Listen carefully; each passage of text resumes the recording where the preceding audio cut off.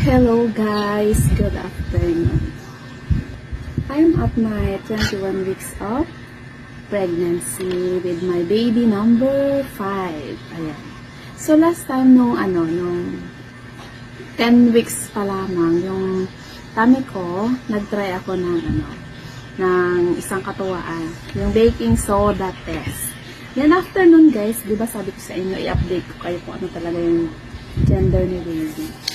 Ayan. Pero, nung nagpa-ultrasound ako, masyadong maaga.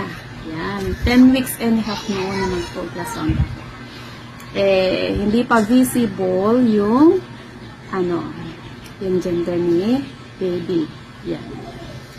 At ngayon, 21 weeks na nga ako guys, pero hindi pa rin ako nagpa-second ultrasound.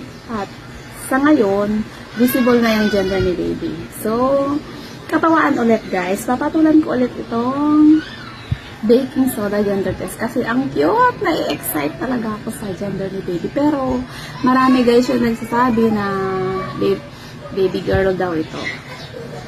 Ayan. So tingnan natin guys kung totoo. So wag nating seryosohin. Katawaan lang ito guys. Ayan. So ito na ulit yung aking meron ko guys. Tapos nagpalit din ako ng brandang baking soda ngayon. So sabi, equal amount guys. Ayan. Equal amount ng baking soda yung ilalagay natin. Baking soda at urine. Ayan.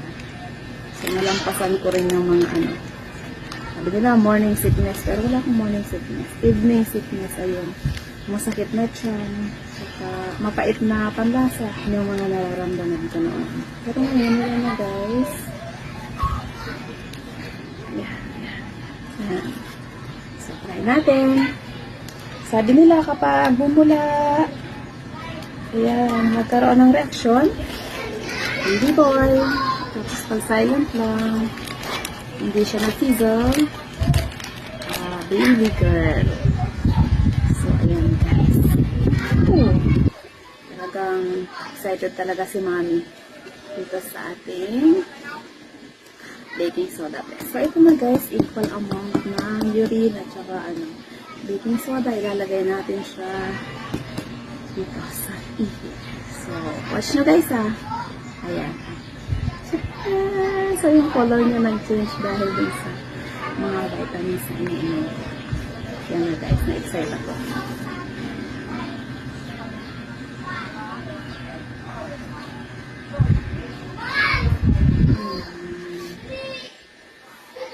So, meron talaga siyang fizzle. According sa test, baby boy talaga, guys. Ayan o. Ayan o, may mga bubbles sa iba ko. Ayan, tingnan natin. Excited. Baby boy ulit. Talagang baby boy. Hi!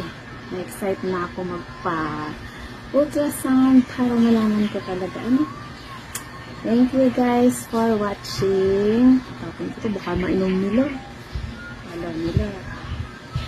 So, guys, ayun, piso talaga siya. See? Bye for now.